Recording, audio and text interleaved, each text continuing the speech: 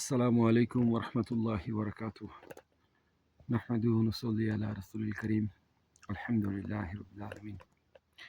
অনেক চমৎকার একটা আকাশ, এত পরিচ্ছন্ন, এত সুন্দর। কিন্তু ভাবতে অবাক লাগে, এত বড় আকাশটা এমনিতে দাঁড়িয়ে আছে। কোনো পিলার নাই, কোনো খাম্বা নাই। আল্লাহ তাআলার কত বড় নেয়ামত। আল্লাহ সুবহানাহু ওয়া তাআলা সবচেয়ে শক্তিশালী এবং আল্লাহ সুবহানাহু ওয়া তাআলা কাদের। এই আকাশের দিকে তাকালেই বোঝা যায় আল্লাহ তাআলার কত শক্তি। আর আল্লাহ তাআলা চাইলে কি করতে পারে, আল্লাহ তাআলা চাইলে কি না করতে পারে।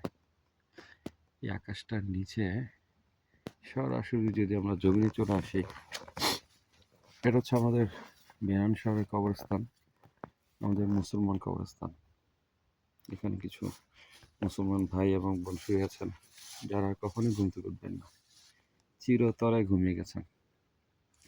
ভাবতে অবাক লাগে, একটা সময় আসবে, যদি আমাদের ভাগ্যে থাকে, আমাদের নসিবে থাকে, হয়তো এমন একটা কবর আমাদের জন্য হয়তো আল্লাহ লিখে রেখেছেন, আমরা হয়তো ওই কবরের ভিতরে যাব। আজকে ছোট্ট একটা ভিডিও করব শুধু কবরস্থান নিয়ে, একটা কারণে, শুধু মনে রাখার জন্য যে আমাদের শুরুটা হয়তো যেখান থেকে হোক না কেন, শেষটাই কবর দিয়ে। আমাদের এই কবরে সবচেয়ে ছোট বয়সে যে কবরটা, সেটা হচ্ছে এই মানুষটার কবর, হুসাইন ওসমান আলভী। তার জীবন ছিল মাত্র 3 দিনের। 14/10/2024 সে জন্মগ্রহণ করে, আর 17/10/2024 সে মৃত্যুবরণ করে। তার মানে তার জীবনটা মাত্র 3 দিন ছিল। আসলে একটু ভাবলে দেখা যায় যে আমাদের জীবনটা আসলে একটা 3 দিনের মতোই।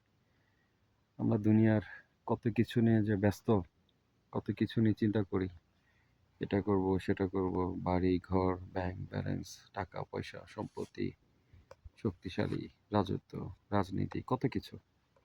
অথচ আমাদের শেষ গন্তব্য এই কবরস্থান। আল্লাহ তাআলা আমাদের সবাইকে ঈমান নিয়ে দুনিয়া থেকে যাওয়ার তৌফিক দেন। আমিন। আমাদের এই কবরস্থানে মাত্র 99টা কবর আমাদের জন্য, মানে মুসলমানদের জন্য।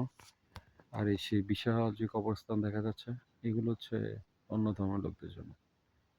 তো আমাদের কবরে অলমোস্ট 24টা কবর হয়ে গেছে অলমোস্ট। আর বাকি যে খোলা জায়গাটা দেখতে পাচ্ছি আমরা, এখন এই জায়গা বাকি আছে।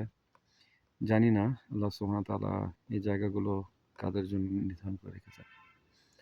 হয়তো আমার জন্য হতে পারে, আবার নাও হতে পারে। আল্লাহ সুবহানাহু ওয়া তাআলা আমাদের সবাইকে ঈমান নিয়ে দুনিয়া থেকে যাওয়ার তৌফিক দিক। আমিন। যারা এই ভিডিওটা দেখছেন, তাদেরকে বলবো যে দুনিয়ার শক্তি সামর্থ্য, দুনিয়ার রাজত্ব, দুনিয়ার অহংকার ছেড়ে একটু আখিরাতের কথা চিন্তা করি। এই সুন্দর দুনিয়া থেকে আমাদের একদিন চলে যেতে হবে, আর আমাদের শেষ ঠিকানাটা হতে পারে এরকম একটা কবর। হয়তো আমাদের জীবনটা এই ছোট্ট একটা বাচ্চার 3 দিনের জীবনের মতো হতে পারে। এজন্য দুনিয়াকে ছেড়ে আখিরাতের কথা চিন্তা করা। জানি না আমার আপনার জীবন কখন শেষ হয়ে যাবে। আল্লাহ সুবহানাহু ওয়া তাআলা আমাদের সবাইকে বুঝদান করুক। আমিন। জাযাকাল্লাহ। আসসালামু আলাইকুম ওয়া রাহমাতুল্লাহি ওয়া বারাকাতুহু।